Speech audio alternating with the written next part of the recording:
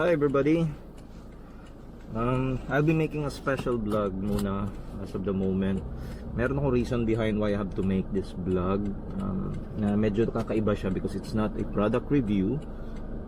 I will explain it to you personally kung interested kayong malaman why. But for the moment, hindi talaga to intended for a product review. This vlog may actually take more than an hour or so. So if I guess I would recommend already ngayon pa lang, start pa lang ang aking vlog, don't watch this video if you think wala rin kayong time to spend more than an hour. Pero I would recommend kung nagbabiyahe kayo, na alam yung long drive din naman, abutin din ng almost an hour, I would really recommend stay with me. So what am I going to discuss?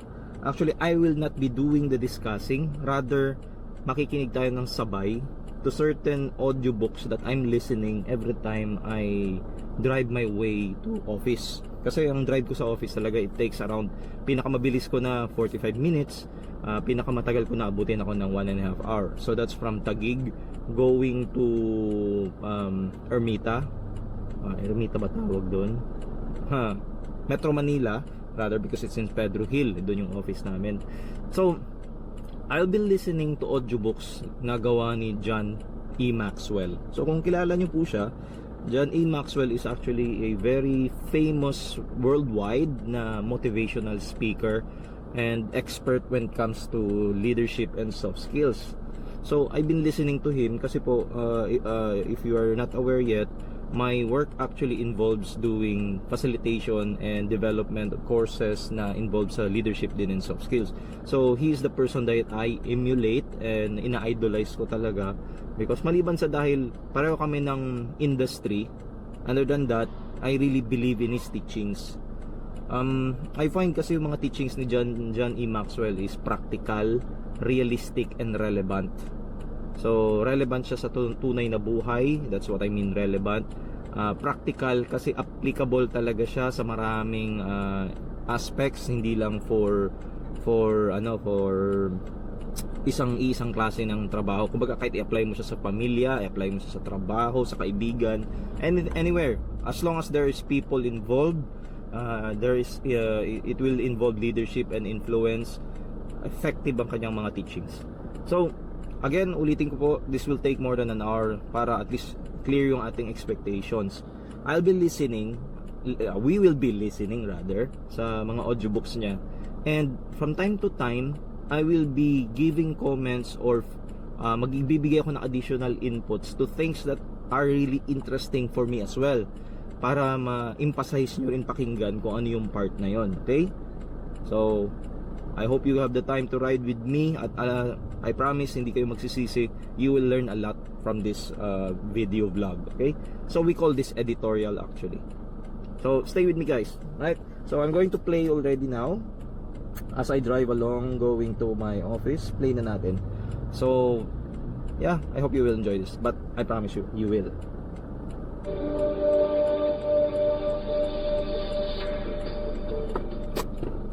If you are in any type of leadership position, from business executive or church leader to parent or teacher, you have probably asked yourself what it takes to be a leader.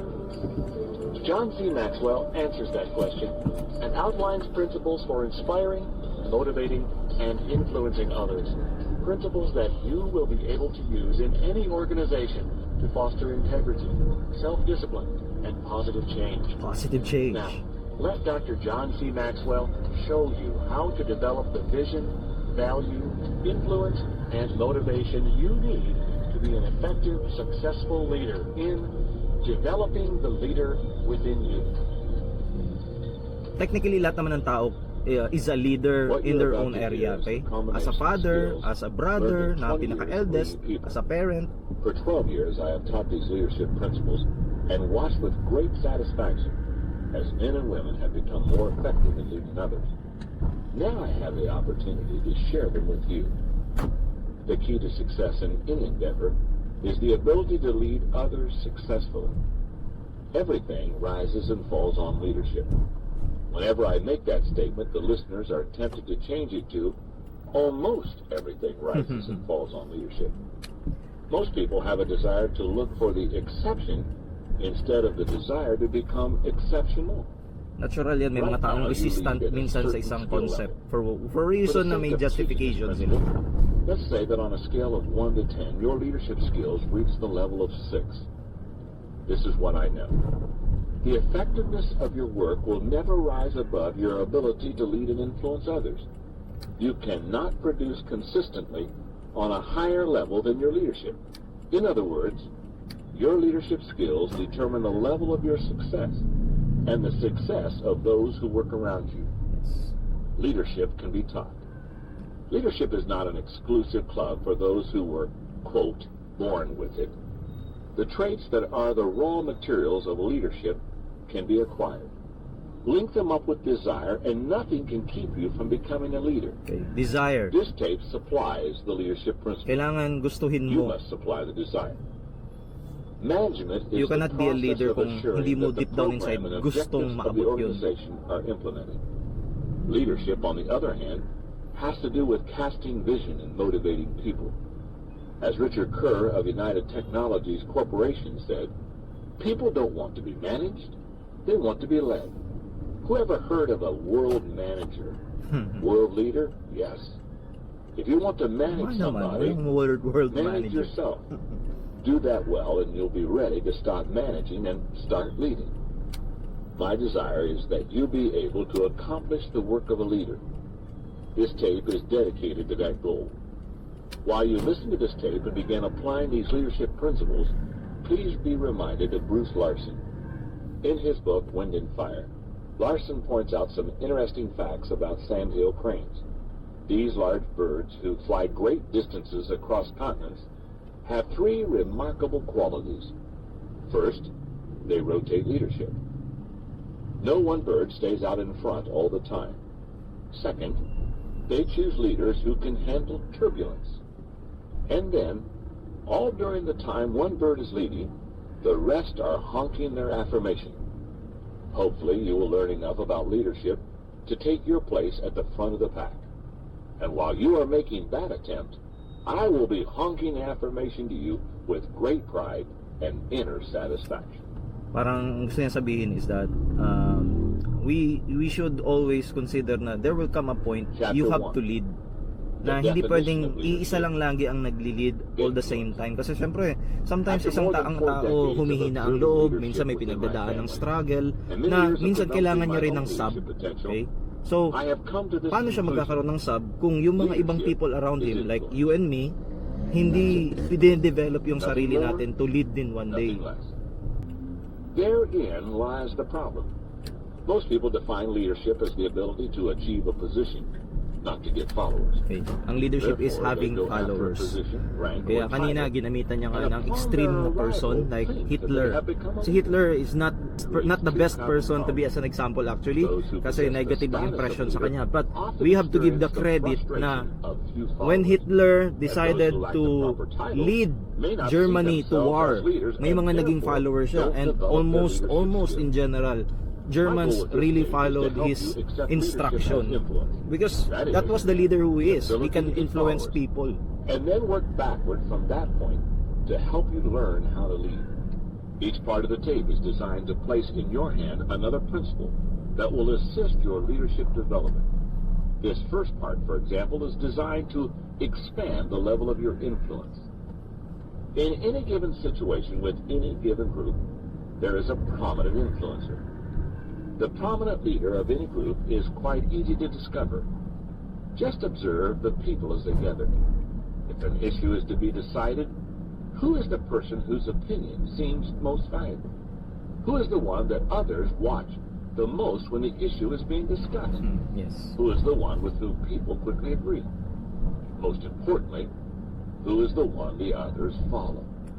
These questions are Pansin niyo yan, designed to may help mga you tao kayong discern kilala. who the real They leader are is leader in by a position, particular meaning may group. designation sila. Most effective Pero way for to some understand reason, the power of may influence tao silang mas is to think of the pinapakinggan, times that you have yung been parang touched by the yun influence yung of a opinion person ng or tao na event. yun ang nagmamatter Two sa kanya. events leave mark on Now, all of what our lives. John Remember, Maxwell is saying, for example, yun ang tunay na ask a leader couple of actually, people born na prior to hindi lang by 1930 position, what they were doing pero when siya they talaga heard yung that nagli-lead Pearl ng Harbor had grupo. been bombed, Kasi kung ano and yung they will sasabihin niya, describe in yun ang detail sinusunod their ng feelings leader and surroundings in position. when they heard So the terrible technically, he is a leader Think in also of disguise, the little kumbaga. things or the people who influenced you in a powerful way.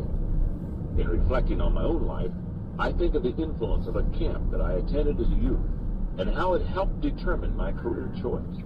Life consists of influencers that daily found us vulnerable to their impressions and therefore helped mold us into the persons we are at this So same sa mga napapanood natin sa mga movies, di ba? Sa bawat kingdom, yung hari, siya ang leader kung totoosin by position. Pero napapansin nyo lagi yan siyang may mga advisor, and it's always the advisor ang nasusunod. Well, technically hindi naman nasusunod, pero nai-influensyahan niya yung leader or yung king, sundin yung advice nila.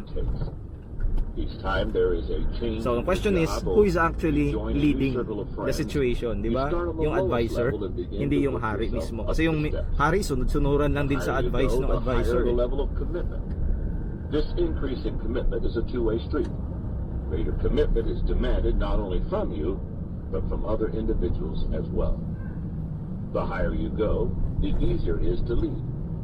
Each level climbed by the leader, and the followers adds another reason why people will want to follow you. The higher you go, the greater the growth. Growth can only occur when effective change takes place. Change will become easier as you climb the levels of leadership. As you rise, other people will allow and even assist you in making needed changes.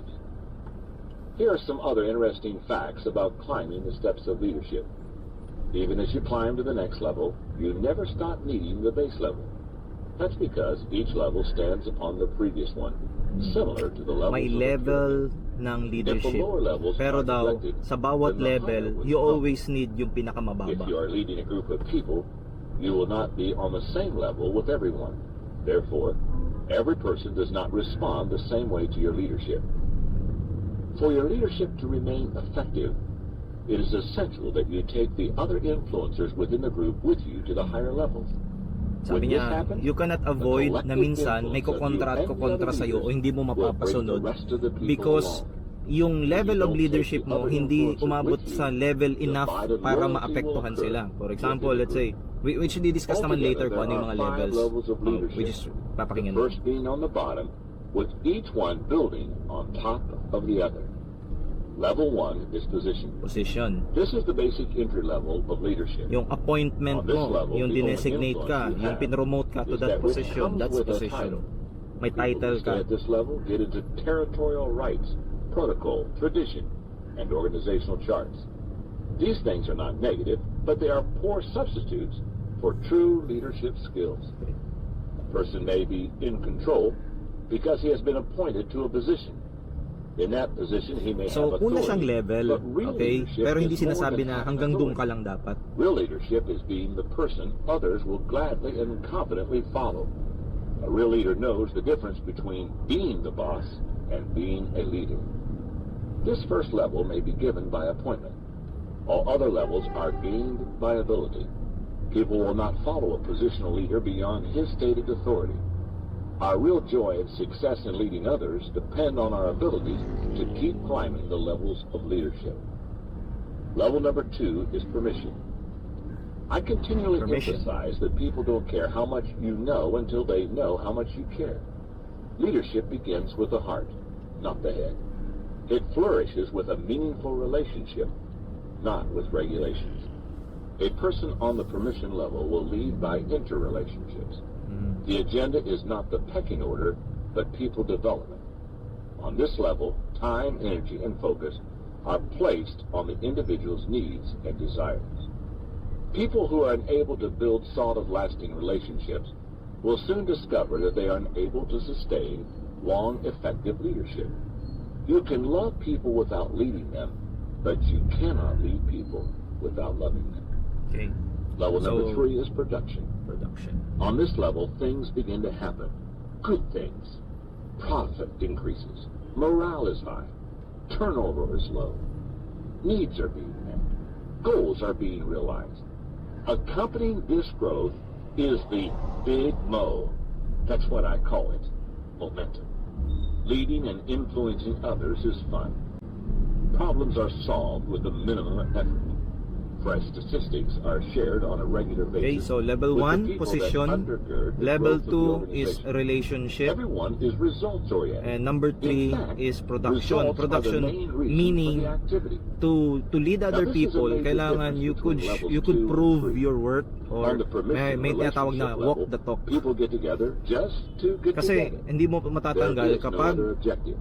positional ka On the nga, may position ka as a production or leader, results pero you level, could not prove people yung come production, together meaning to you cannot accomplish a walk the purpose. talk. Ang They like tendency, to get together, hanggang to doon get ka lang, together, but they sinusunod ka love lang to dahil in get position together ka. to accomplish Pero something. deep down inside, ayaw In ng taong other sumunod words, kasi nga they hindi are mo results na papakita That yung is a deserve constant. mo yung position na yun Don't try to skip a level. if you cannot produce. The most often skipped level is 2. Relationships. For example, a husband goes from level 1, which is position, a wedding day title, to level 3, production. He becomes a great provider for the family. But in the process, he neglects the essential relationships that hold a family together. The family disintegrates, and so does the husband's business. Relationships involve a process that provides the glue and much of the staying power for long-term, consistent production.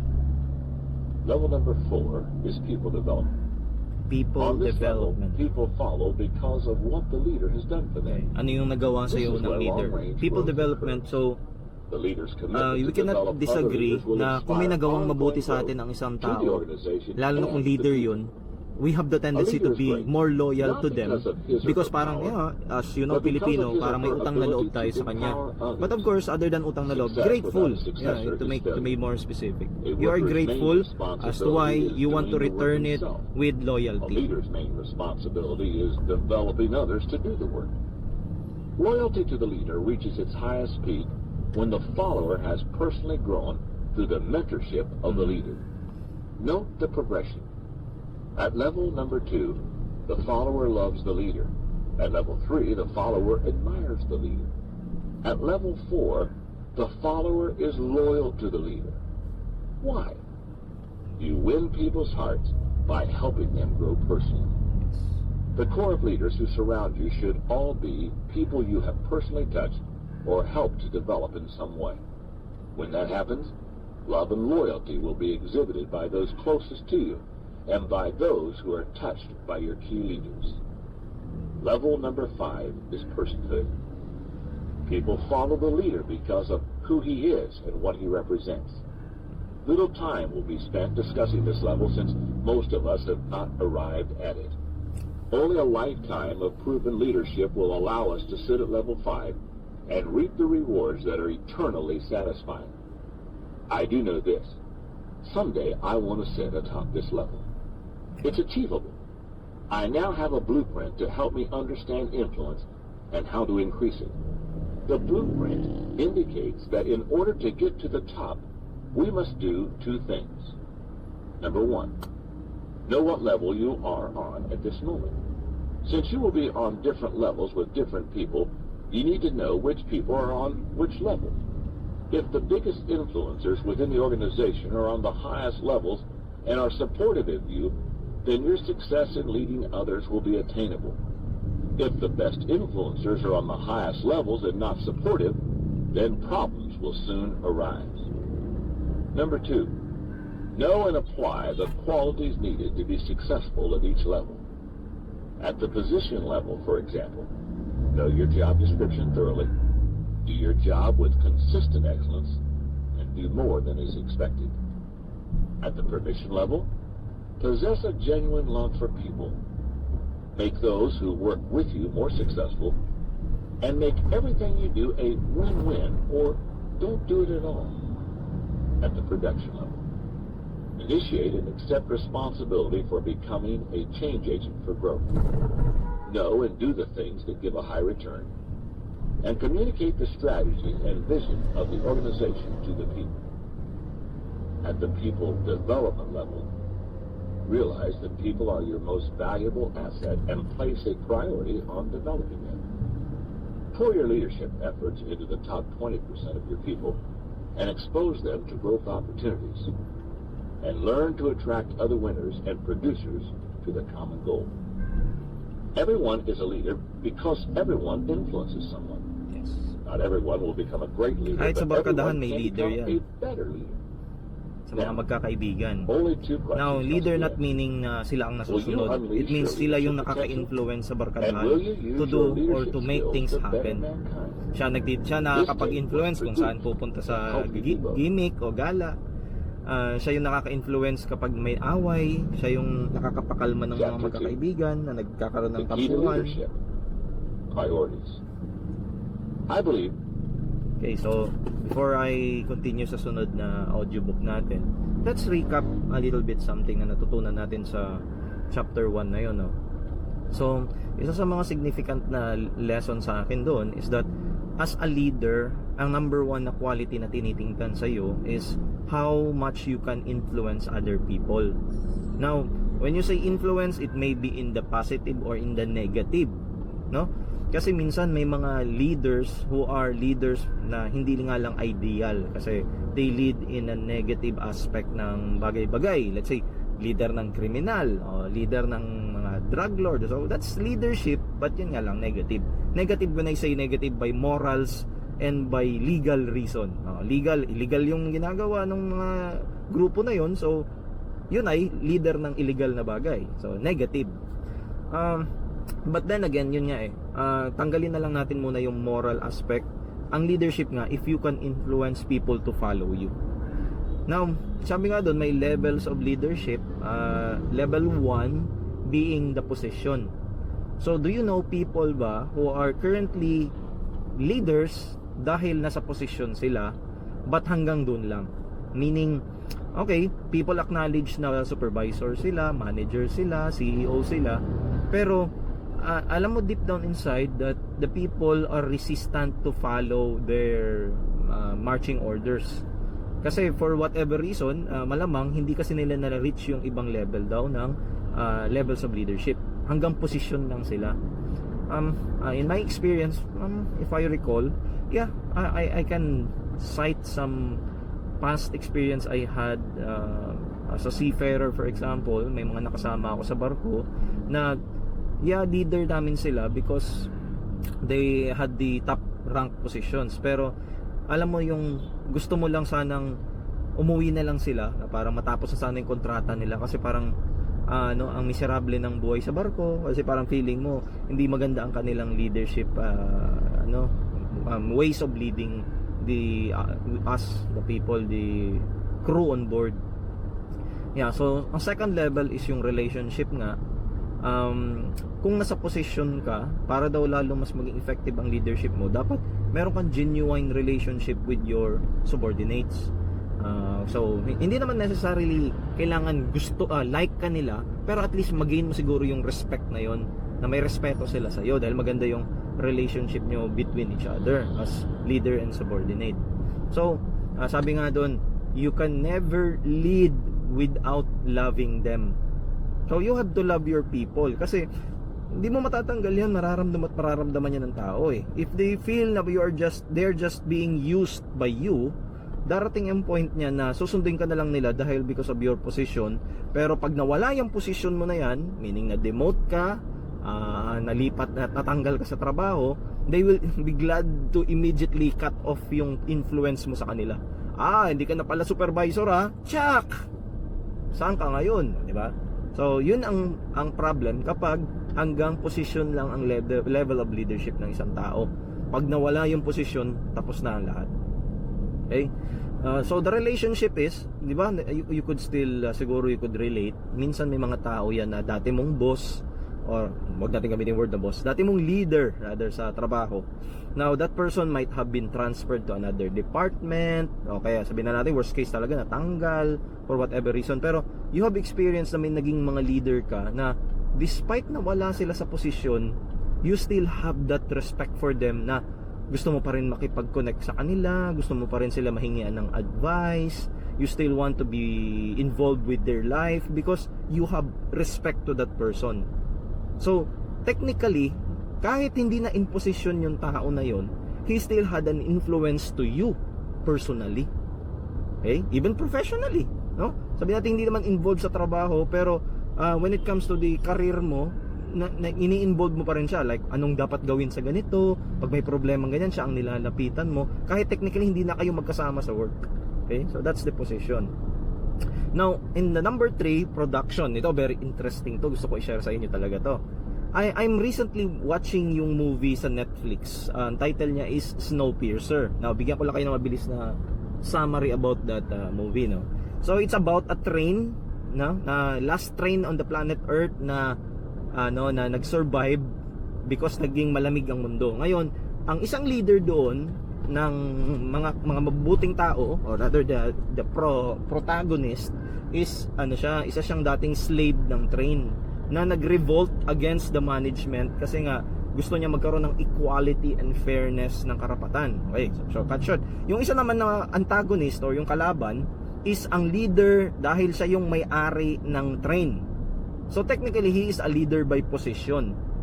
And also, some actually really are loyal to him kasi marami siyang mga natulungan. Of course, number 1, employment, nabigyan niya ng position, ng rank, and isa pa doon, also because of the number 3 level, yung tinatawag na production. Now, yung si protagonist, yung sabi kong slave na niliberate niya yung train against the oppressor, kahit na mabuti siyang tao, some of the people sa train are more loyal pa rin doon sa antagonist, sa kalaban. Bakit? Because yung kalaban matalino, magaling, he's really, genius talaga. So pag may mga problema yung train, alam niya paano solbahin. So sinabi nung kumbaga inasar niya yung bida, sabi niya doon, okay, kung ikaw ang papalit sa akin as a leader, kaya mo bang solbahin yung mga problema tulad nito? Wala kang magagawa, So parang pinarealize sa kanya nung kalaban na kahit gusto mong agawin yung trono sa akin, at the end of the day, ako yung may kayang patunayan, ikaw wala.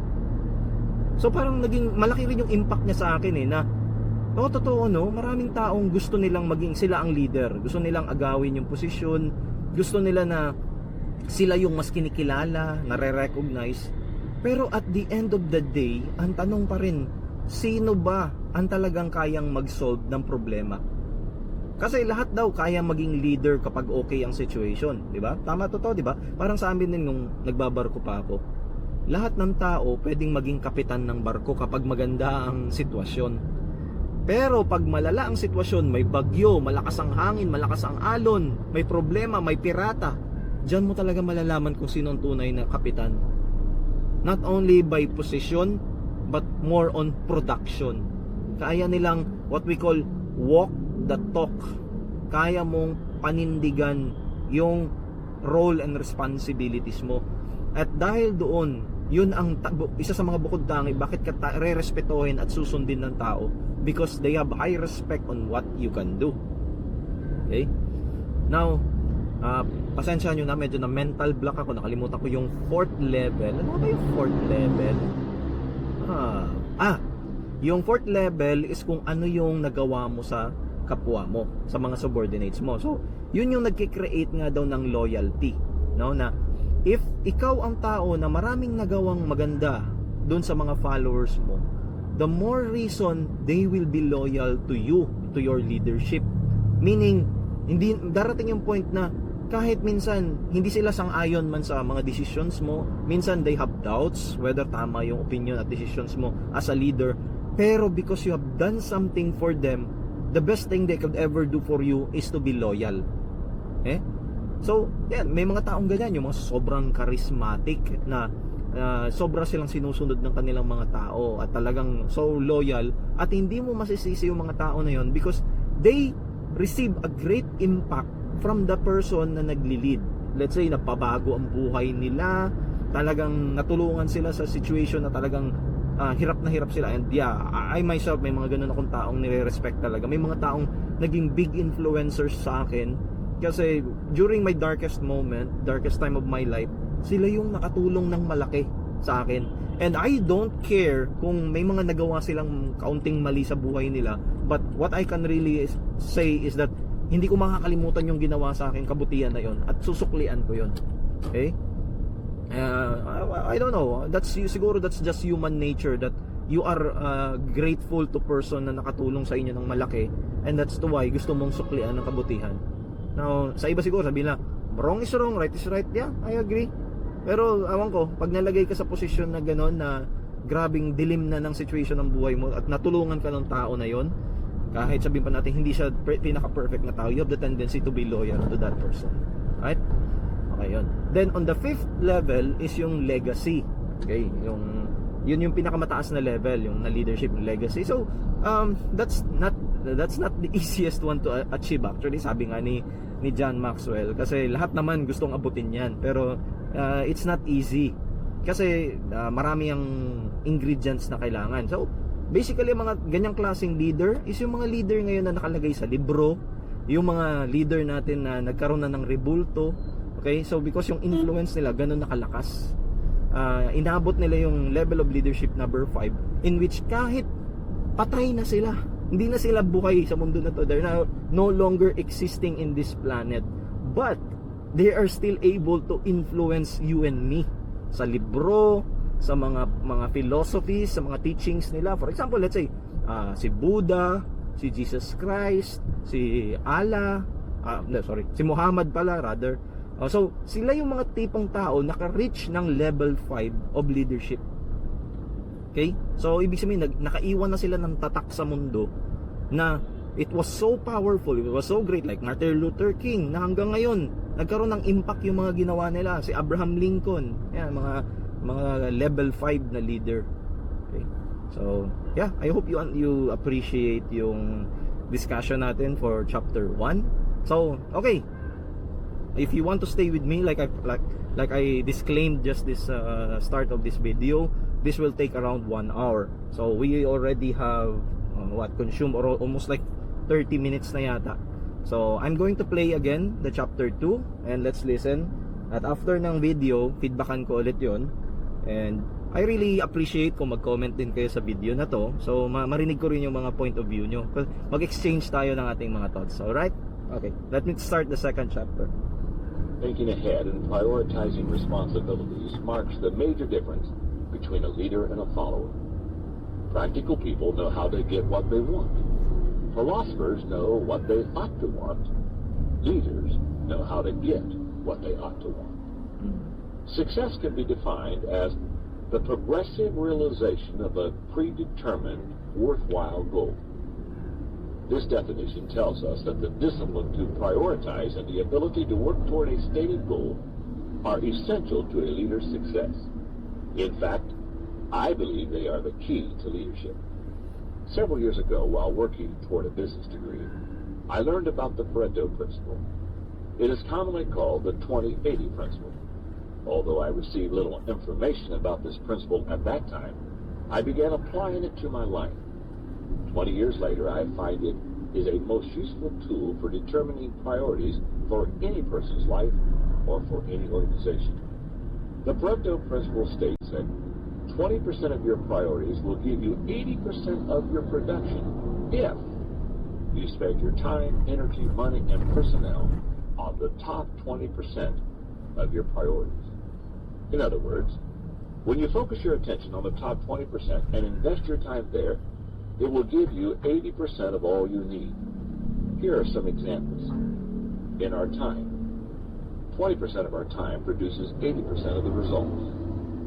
For products in a business, 20% of the products bring in 80% of the profit. In donations, 20% of the people will give you 80% of the money needed. Even at a picnic, 20% of the people will eat 80% of the food. You see, this principle is true in all areas of life. It's true in leadership. That's why every leader needs to understand the Pareto principle in the areas of people supervision and leadership. To increase the productivity of an organization, sa team building daw, a leader can use 20% ng sasama sa team building ang kakain ng 80% ng pagkain. 80-20 principle. Number 2, Spend 80% of your people time with the top 20%. Number 3, spend 80% of your personal development dollars on the top 20%. Number 4, determine which 20% of the work gives 80% of the return, and train an assistant to do the remaining 80% of the less effective work. And finally, number 5, ask the top 20% to do on-the-job training for the next 20%. I teach the Pareto principle at leadership conferences. I'm often asked, how do I identify the top 20% influencers and producers in my organization? I suggest that you make a list of everyone in your company or department. Then ask yourself this question about each individual. If this person takes a negative action against me or withdraws his or her support from me, what will the impact likely be? If you won't be able to function, then put a check mark next to that name. If the person can help you or hurt you, but cannot make or break you in terms of your ability to get important things done, then don't put a check mark next to that name.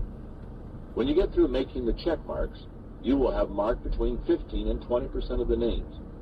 Those are the top 20% and the vital relationships that need to be developed. Remember, it's not how hard you work, it's how smart you work. A man was told that if he worked the very hardest that he could, he would become rich. The hardest work he knew was digging holes, so he set about digging great holes in his backyard. He didn't get rich, he only got a backache. He worked hard, but he worked hard without any priorities. Organize or agonize. Organize or agonize. Sabi nga daw, dapat ma-identify mo kung saan mo dapat pinaprioritize yung time and energy and effort mo. So, kahit mag-work hard ka, kahit you will spend all your energy sa isang bagay, kung hindi yan ang pinaka-priority dapat, nagsasayang ka lang ng oras. Yun yung gusto yung palabasin. A veteran of many years of decision-making gave me the short, simple advice. Decide what to do and do it. Decide what not to do and don't do it. Evaluation of priorities, however, is not quite that simple. Many times they are not black or white, but many tones of gray. I have found that the last thing one knows is what to put first. The following question will assist your priority process. Number 1, what is required of you? A leader can give up anything except final responsibility. The question that must always be answered before accepting a job is, what is required of me? In other words, what do I have to do that no one but me can do? Whatever those things are, they must be put high on the priority list. Failure to do them will cause you to become unemployed. There will be many responsibilities of the levels under your position, but only a few that require you to be the one and the only one who can do them. Distinguish between what you have to do and what can be delegated to someone else. So, sabi niya, Number 2, determine what you really need to do at i-delegate mo ang ibang bagay sa ibang tao. Huwag mong angkinin lahat kasi always go back to the Pareto principle of 80-20. I-spend mong 20% na pinaka-priority na yun ang tutukan mo. Yung 80% na hindi ganun ka-priority, ibigay mo sa ibang tao, i-delegate mo. Doon ka magtutok sa pinaka-importante. Parang sa pamilya rin natin, di ba? We focus sa trabaho natin because yun yung nagdadala ng pera sa pamilya. So that's why yung 80% na ibang bagay kapag sa let's say mga pagawa sa bahay, mga repair, ganyan, minsan pinapagawa natin sa ibang tao because we need to focus yung time and effort natin, which is the 20%, sa mas importanteng bagay that will put money or bread and butter in the table, which is yung work natin na saan tayo nag-i-income. So much that they would gladly do it for nothing. Then I suggested they learn to do it so well that people would be happy to pay them for it. Andy Granatelli said that when you are making a success of something, it's not work. It's a way of life. You enjoy yourself because you are making your contribution to the world. I believe that. Success in your work will be greatly increased if the 3 R's, requirement, return, and reward, are similar. In other words, if the requirements of my job are the same as my strengths that gave me the highest return, and in doing things brings me great pleasure, then I will be successful if I act on my priorities. Priorities never stay put. They continually shift and demand attention.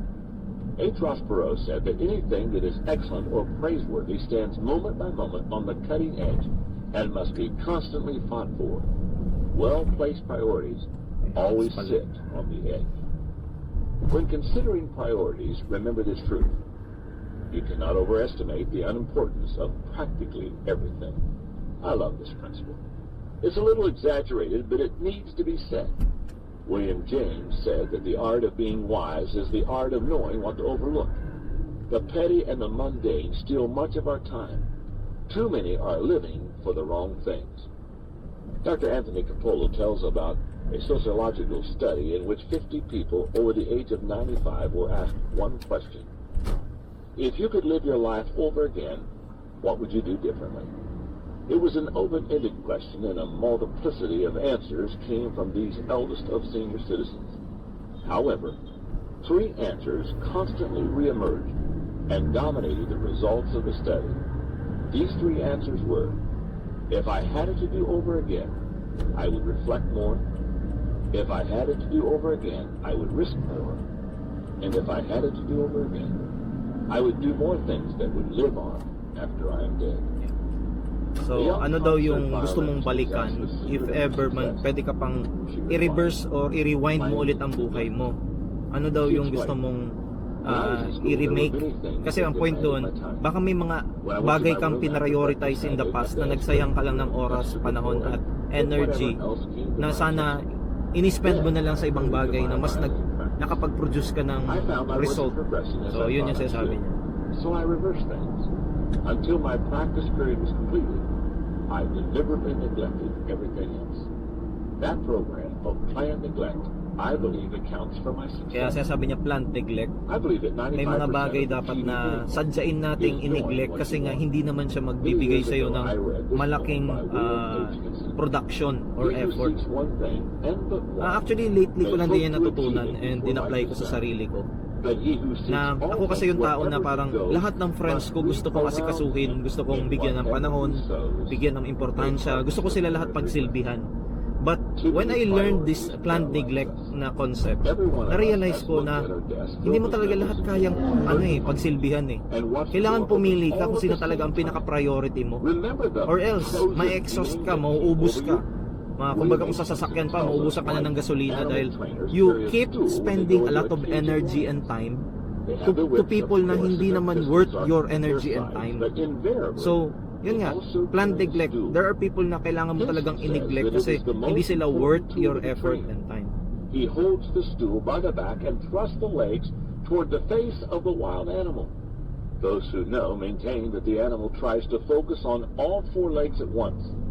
In the attempt to focus on all 4, a kind of paralysis overwhelms the animal and it becomes tame, weak, and disabled because its attention is fragmented.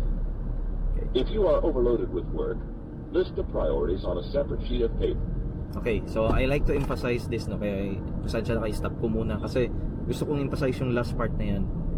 Sabi niya dyan, if we do not make planned neglect, o kumbaga yung hindi natin pinaplano kung alin ba talaga ang priority at alin yung pwede mong i-disregard, ang tendency nagkukos siya ng tinatawag na paralysis.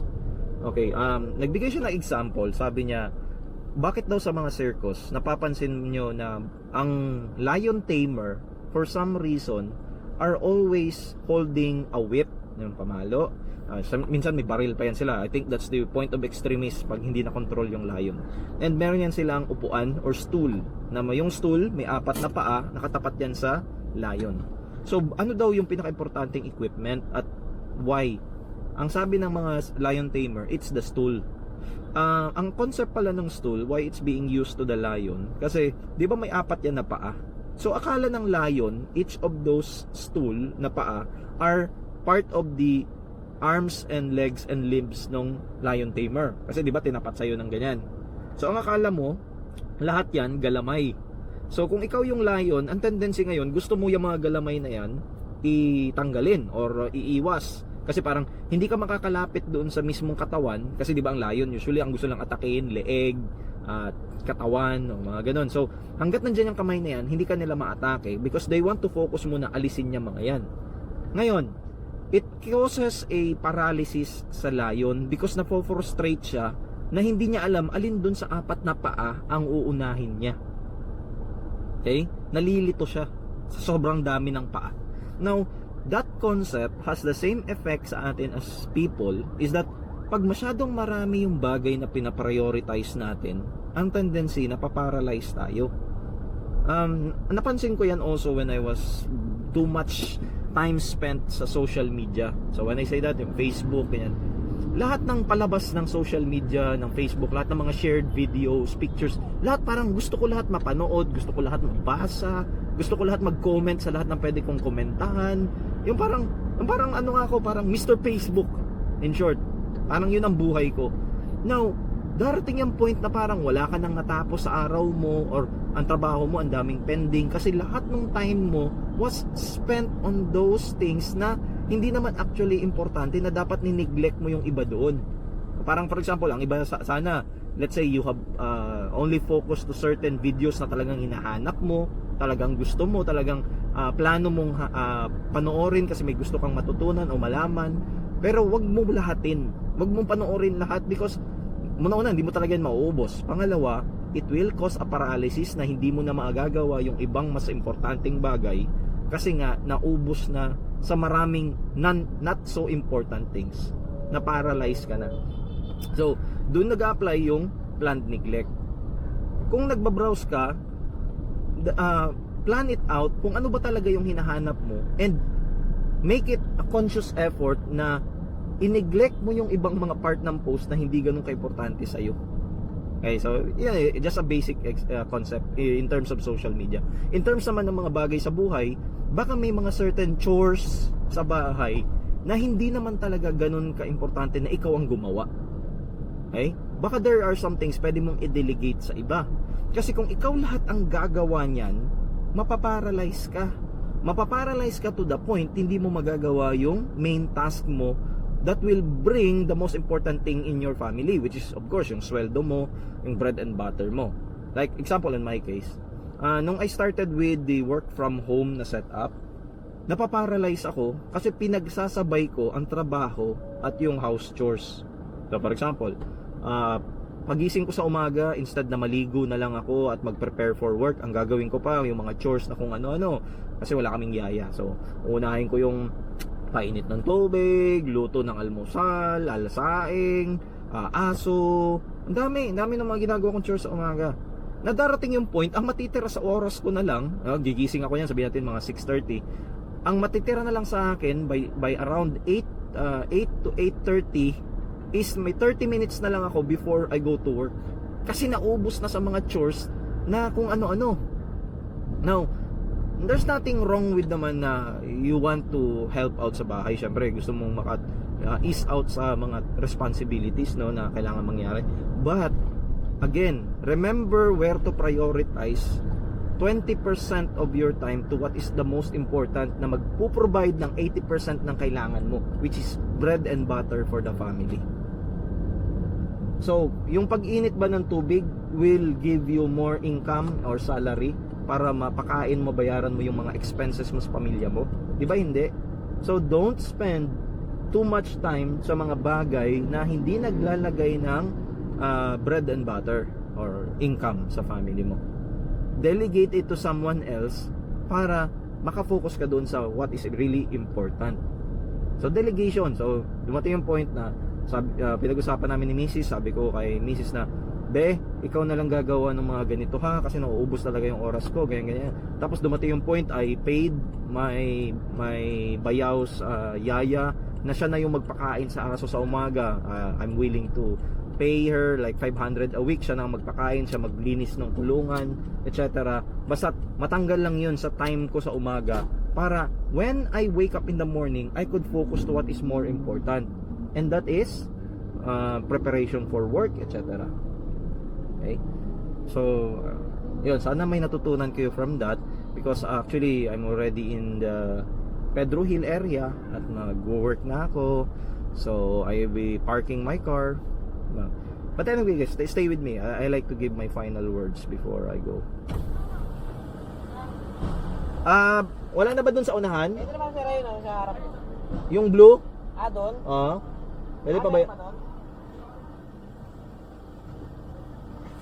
Okay, so I'll be parking my car here in Pedro Hill, near to my office.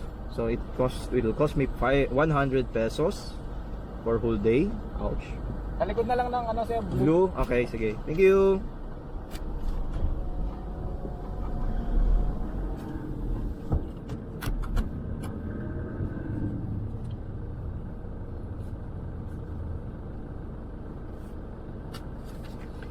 Okay.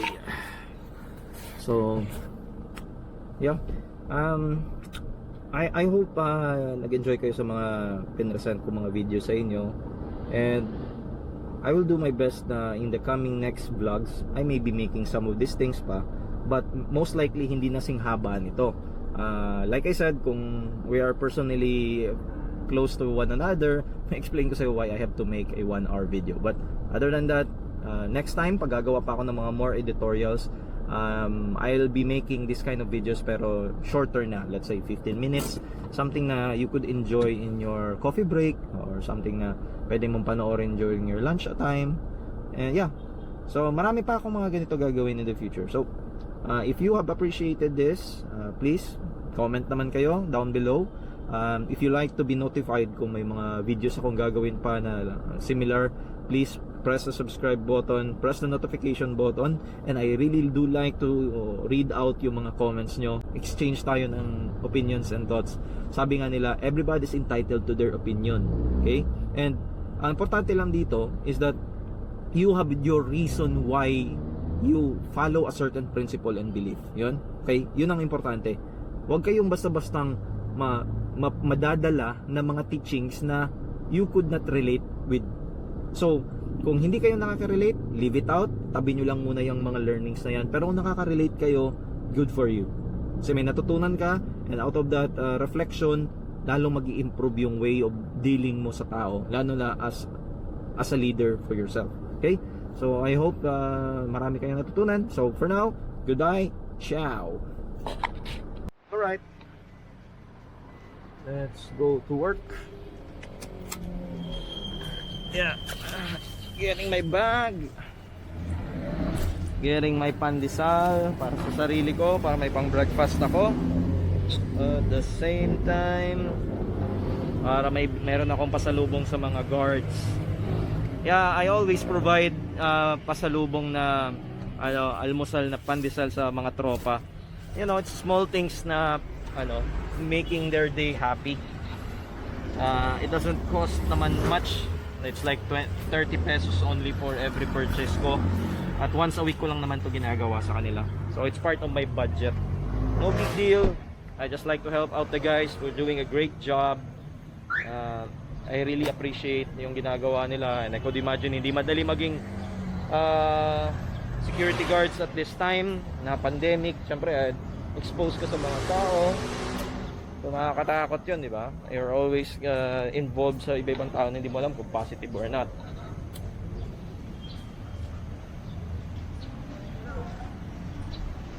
Okay, so let's go to the office. Let's bring down our station. Okay, so let's make a few recap about sa mga items na pinaka-significant to what we have just learned to this vlog. So first and foremost, let us focus kung sino yung person na nag-provide sa atin ng mga learning. And his name is John E. Maxwell. He is an American motivational and leadership expert na nagdi-deliver ng mga courses niya worldwide. So international po ang kanyang recognition, and he is really the person I really admire and I follow with my concepts kasi I really find them relevant, realistic, and practical. Now, marami pang iba kayong mga mapipilian. Marami pang mga names that are existing in the industry such as Simon Sinek, there are Brian Tracy, etc. Pero yun nga in my own personal preference, he is my number one person na nilulook up to. So, mind you, pwede kayo maghanap ng mga iba. So, this is just one of the alternative people that you could be your source of inspiration.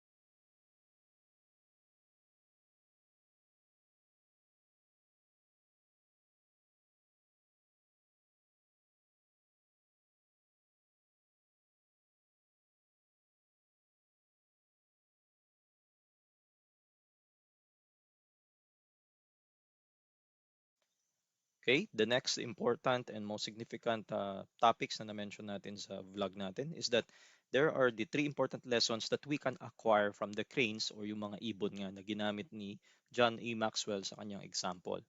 According to John E. Maxwell, the three significant things about this crane is that they rotate the leadership. Meaning, kung medyo nangihina ang leader, he will eventually pass on the next crane na mas malakas sa kanya para mag-lead ng pack. Kasi kung i-apply natin sa totoong buhay, hindi naman tayo all the time laging malakas. Minsan may time talaga nanghihina tayo, may sakit tayo, etc. And some of the other guys within the group should be ready to take the lead kung sakali ganun ang situation. So sana ganun tayo sa Philippines na pag alam nating hindi na natin kaya, we step down and we let other people to lead. The next most notable important lesson is that kung sino ang pinaka-able, siya ang magte-take ng lead. So pinaka-able meaning in terms of health, strength, mind, intelligence, etc. So hindi natin ipipilit ang sarili natin kung hindi na natin kaya. So with the cranes, ganun ang kanilang concept.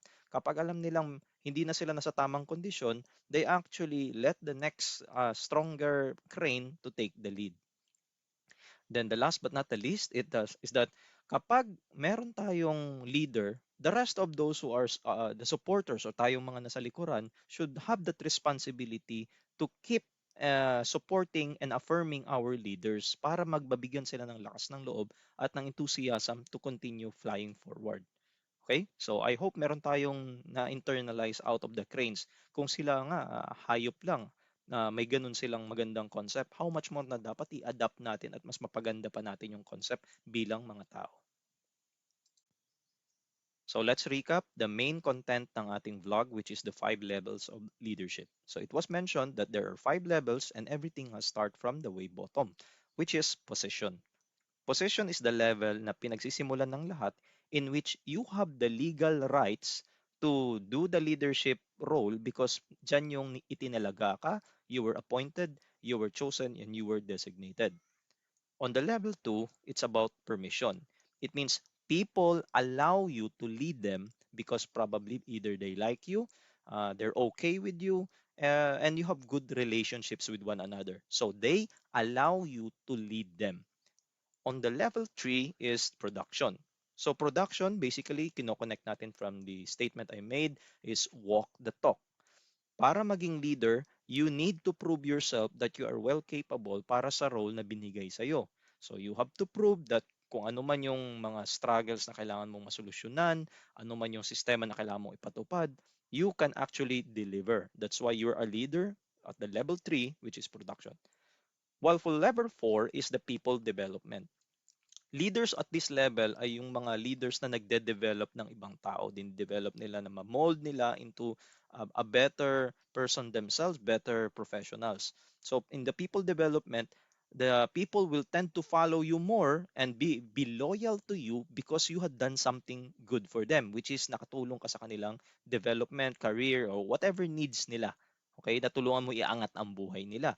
So people will follow your leadership because of what you have done.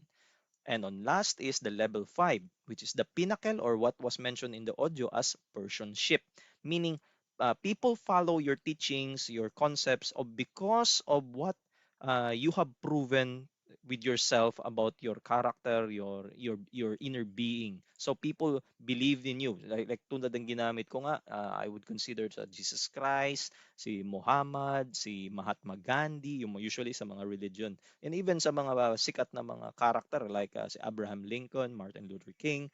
Okay? So naabot nila yung level na yon for people to actually follow them despite hindi na sila buhay sa mundo na to. Okay? Because that's how influential they become. So those are the levels of leadership and I hope may napulot kayo dito. And last but not the least is about the analysis paralysis in which tinuturo dito na to lead other people, we need to first be able to lead ourselves. Kailangan muna nating ayusin yung sarili natin. And one of the major struggle ng karamihan ng tao that hinders them to become great leaders is because hindi nila kaya pang i-organize ang kanilang sarili. Kaya nga may sinabi doon, organize or else you will agonize. So usually, ang isa sa mga nagkukos nitong agony na to is yung tinatawag ng analysis paralysis. Nalalagay tayo sa ganitong situation when we try to multitask and do a lot of things at the same time without considering na dapat meron lang tayong pina-priority, which naturo dun sa Pareto principle, na only focus on the 20% that is most important that will most likely provide 80% of the production na inaasahan from you. So instead of trying to do many things at the same time, focus on the most important, leave out the rest. Yung tinatawag nga na planned neglect. Okay? So guys, I really hope may natutunan kayo sa lahat ng teachings ko. And like I promised, on the next vlogs that I will be making, the same editorial, I'll make something that is shorter para pwede nyo panoorin during your coffee break, during meal time, or anything na mas less ang time na kailangan yung ibuno dito. So this is like your daily dose of vitamins, no? Yung vitamins ng pagkatao that we keep learning something new. And by the way, lahat ng tinuturo ko sa inyo are part of my learning journey as well. So I'm glad that you are with me. At yeah, I'll do my best na makapag-provide pa ako ng more materials in the future. Thank you guys. Love you.